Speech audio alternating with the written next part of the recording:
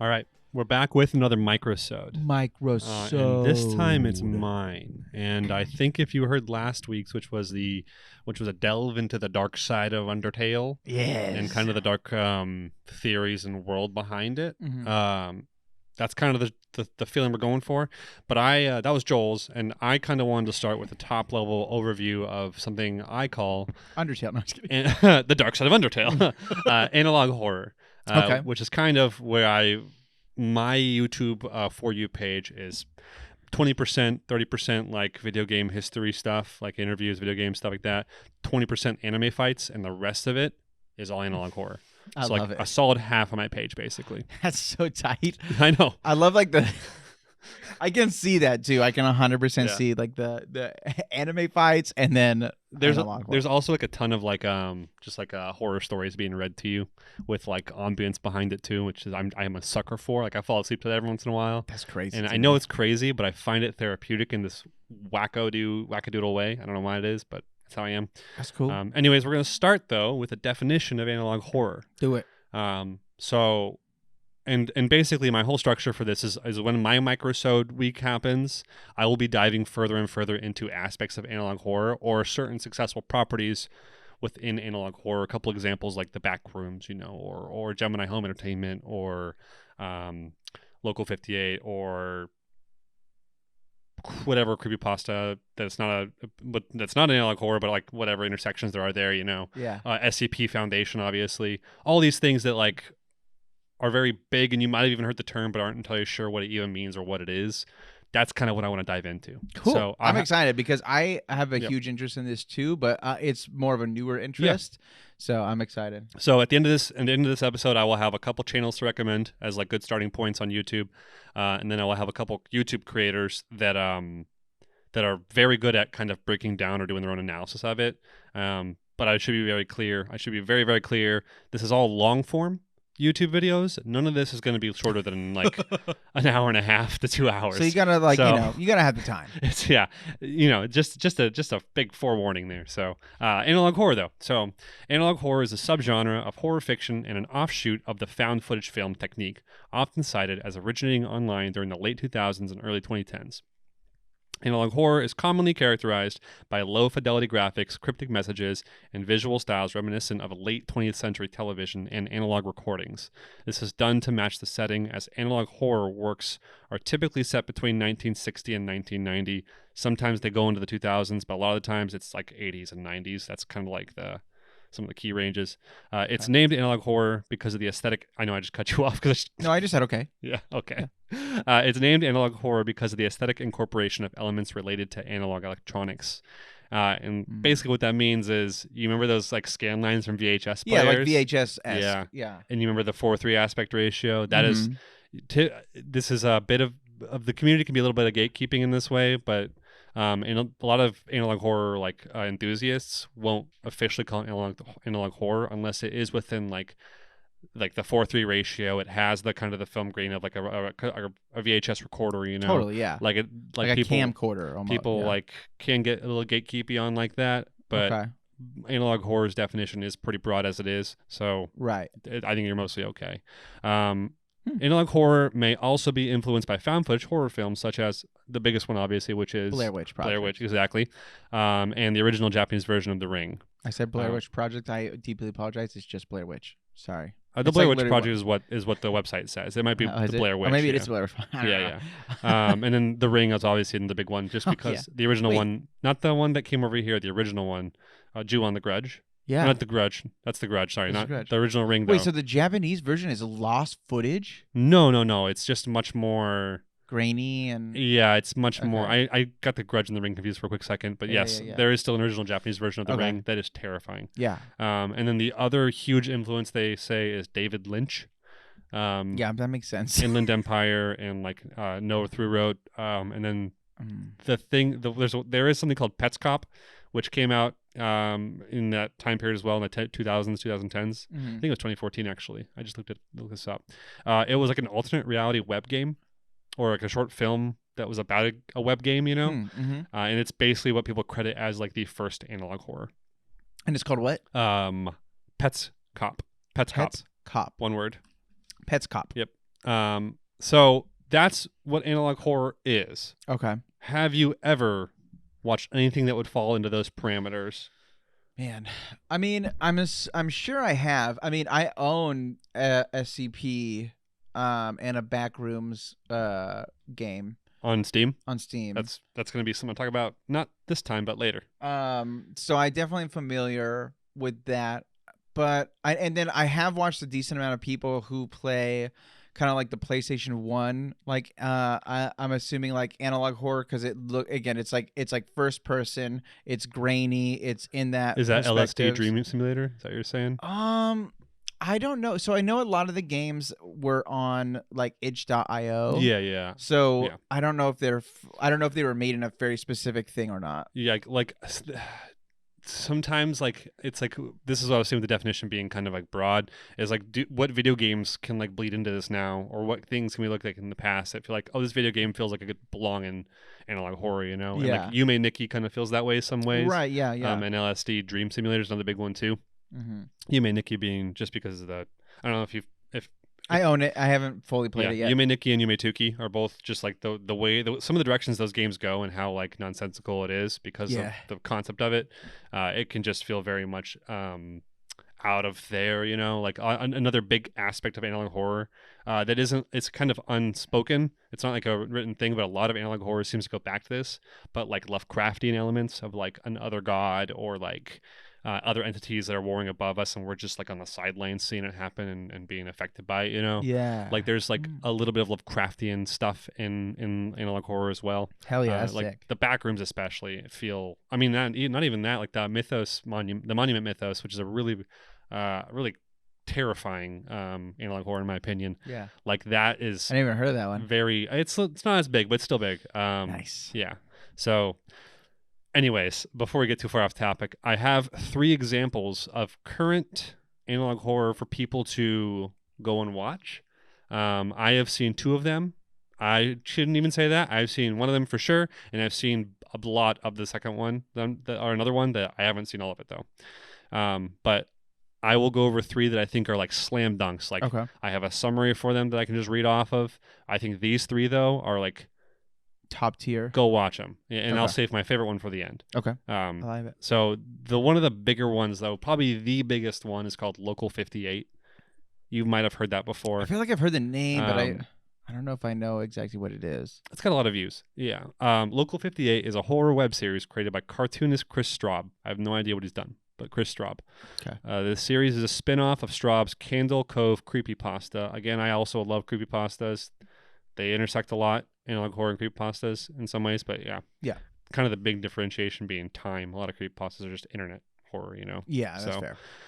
Currently hosted on the YouTube channel Local 58 TV. Each video in the series is presented as footage of a fictional public access television channel located in Mason County, West Virginia, named Local 58, with the call sign WCL TV. Created in it's like in the late 1930s, which is continuously hijacked over a period of decades with a series of ominous and surreal broadcasts. A little fragmented, but yeah. So is that the one that I feel like you shared one with me, and it's like they're like looking at like trees, and then it'll be like a circle. That's my favorite one ever, and we'll get to that. Okay. Because I need to get the summary for that again, because I definitely copied Local 58 twice, and not that one, but I'll get that one real quick. Okay.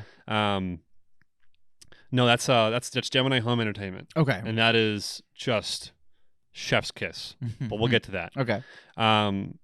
So this Local 58 makes use of video and audio degradation to add to the realism and the unsettling nature of each video, which is kind of like in the definition of analog horror, as mentioned above. It describes itself as analog horror, a term that has since been used as a name for a niche subgenre of similar VHS footage. The series has since gained a pretty large cult following. There is also a website called local58.tv, which was created in September 21 as an extension of the main storyline.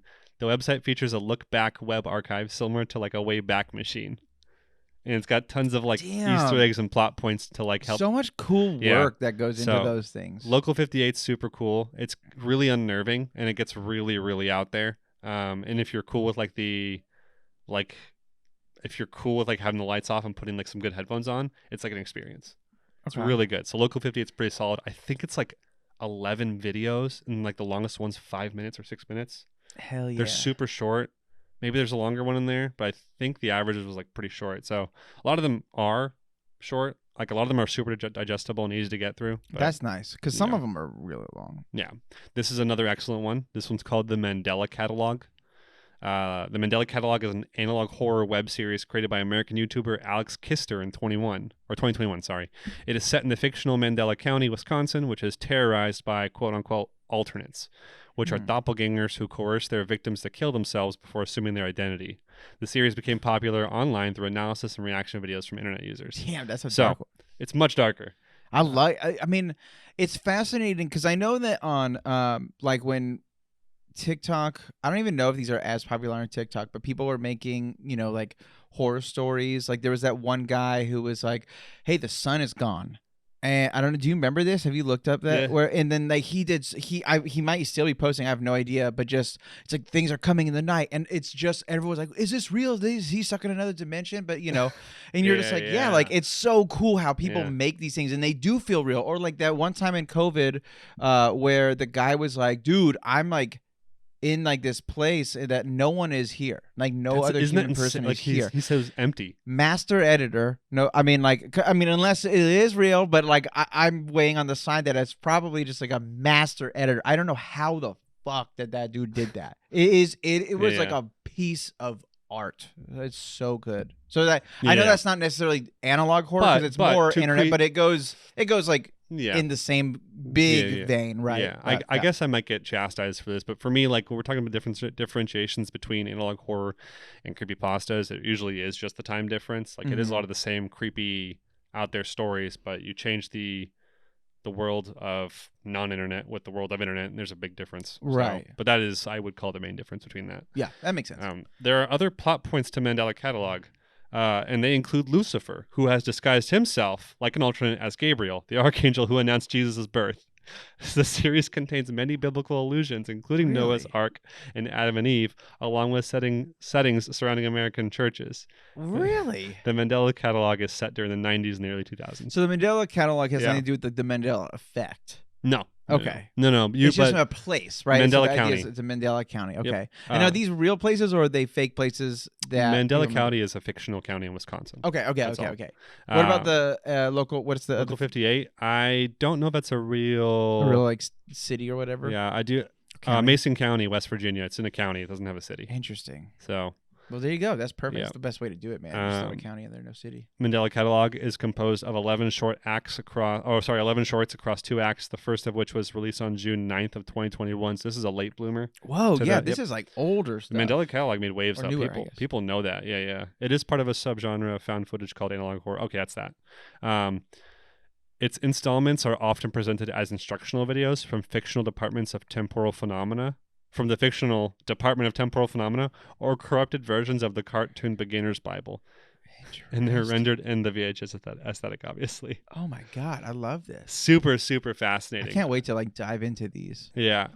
You've never actually really.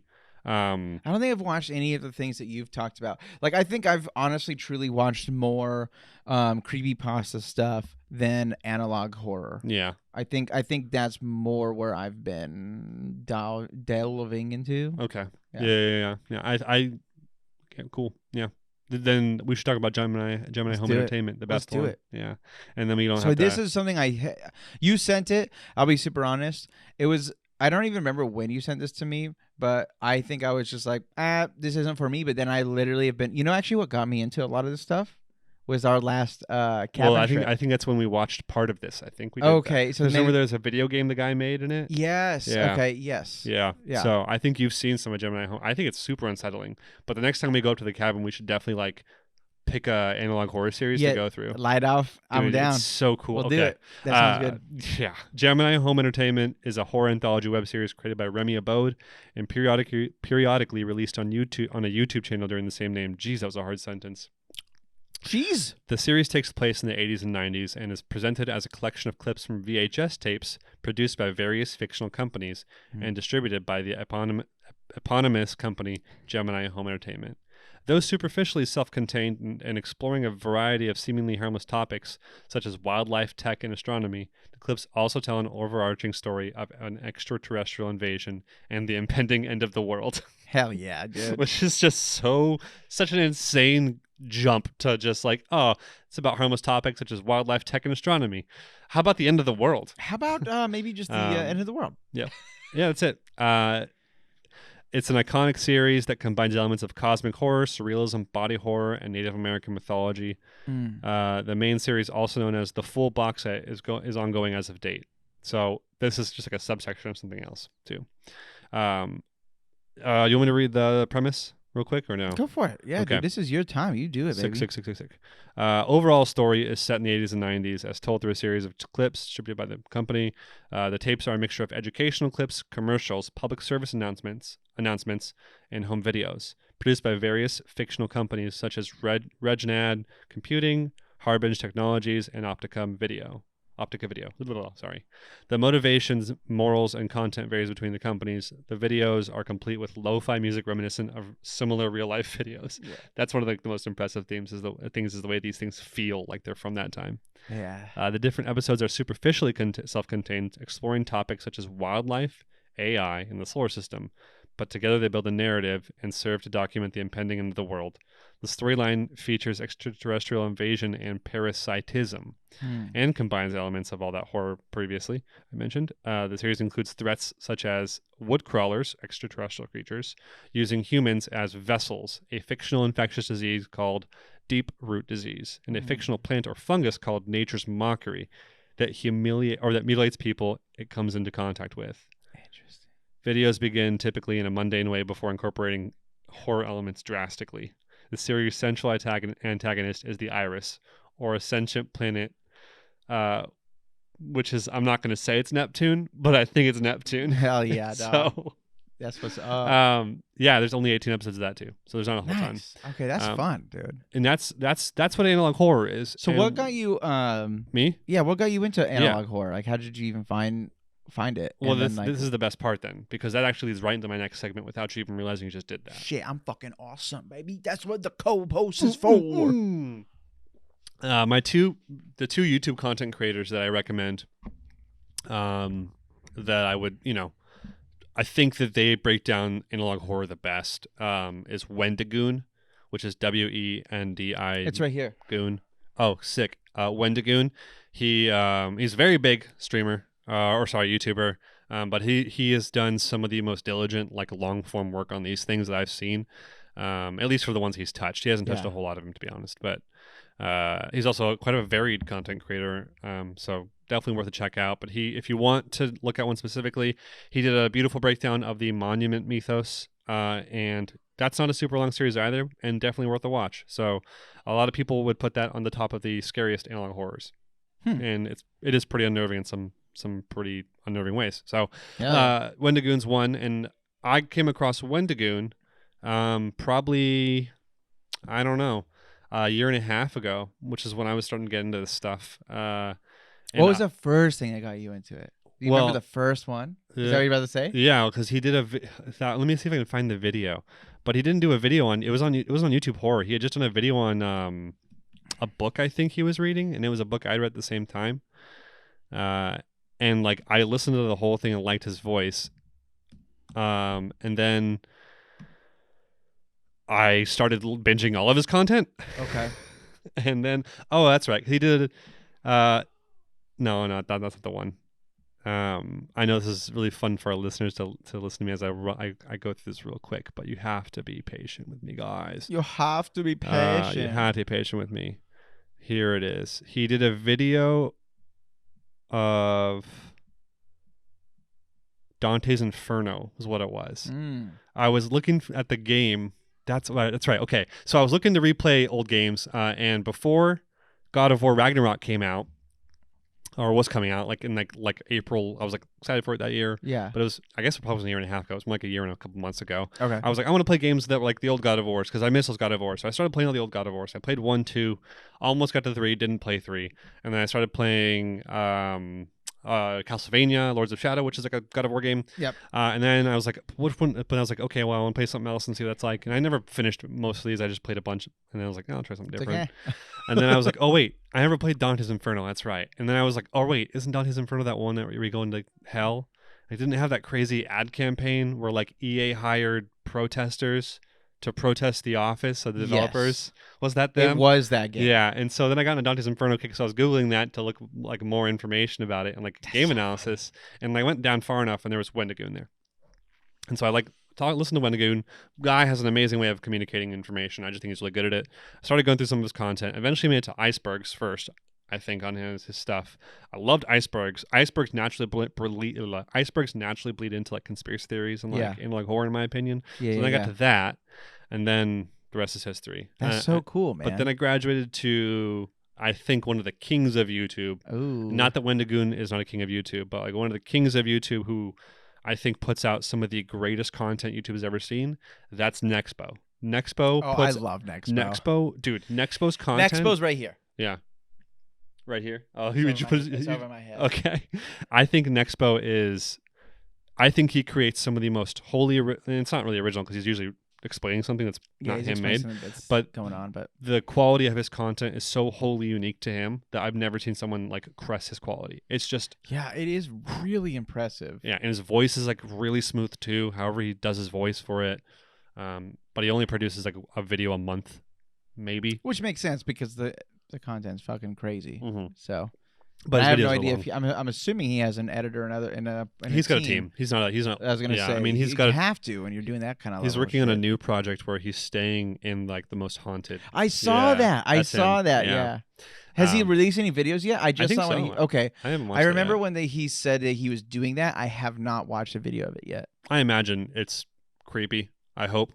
And that's all I want. I'm assuming it's. But Nexpo and Nexpo isn't necessarily an analog horror guy either, but he has done videos on it, and and those videos are really good. Nexpo also really dives into creepypastas. Yeah. So I would say he for sure is not an analog horror just guy because I feel like I found Nexpo in true crime. Yeah. He did like a true crime thing, and I had a pretty big kick like a year ago about with like true crime, like internet true crime, right? So like things like on Reddit or just stuff where you're like, these people were doing, I can't remember what it was. It was like a weird website and someone found like a dead body because someone. Oh, jeez. That's right. Because they found about buying the suitcase, right? Yes. Yeah. Dude, fuck. It's such a crazy thing. So he got me on those. That was before I had a kid, and so sometimes the true crime ones are a little bit harder for me now that I have a kid because then it just makes me way more nervous. But but they're awesome, and Nexpo's awesome, and I think I've seen one or two when he does a creepypasta. I don't know if I've seen any of his analog horror ones. Though. Yeah, we can watch. I think his video on Gemini Home Entertainment is the best video out there. Okay. So, sorry, concerning Gemini Home Entertainment. That's the video. Even if you're like, go watch Gemini Home Entertainment, be thoroughly confused, and then go watch his video and be thoroughly explained after that. I love that. Okay, that's what I'll do. That sounds like a good plan. There's one other guy, but I can't remember his name, so I'll have to look it up somewhere. And we'll post all these. I mean, everything should be in the link. Yeah. Below, But those are good 3 examples to check out now, and then I think I want to dive further into them, possibly in a future episode. Yeah. But the next videos that at least are going to be in my control, we're either going to go into SCP Foundation or we're going into the back rooms, and the episode after would be the other one. So I vote for SCP unless you really want backrooms because I'll be real. SCP is so fascinating to me. Yeah. Dude, I really wish you. I mean, I know you have a computer. SCP will probably be like an ongoing one too because SCP is huge. It's huge, bro. Anyone can make an SCP thing and put it in, and it's fine. We should play that tough together. I would love to play the SCP Foundation game. That game is so cool, man. Oh man. Okay, cool. That's all sweet. Right. Well, thanks, bro. I'm excited to go diving more into like the analog horror stuff because honestly, like, it's super fascinating to me. I love the creativity behind the minds that kind of do it. Mm-hmm. And so I mean, like, to me, this is just I just get more of what I love, and it's more of what you love. So that's what's up. Yeah. Amen. And if you guys have any questions, about any of the stuff that you hear, then just write it in the DMs and we'll try to get back to you, or we'll address it on the next microsode or whatever. So we definitely want to be doing that. Yeah, sounds good. Alrighty. Take us away, bro. I love you. You're my mom. Nice.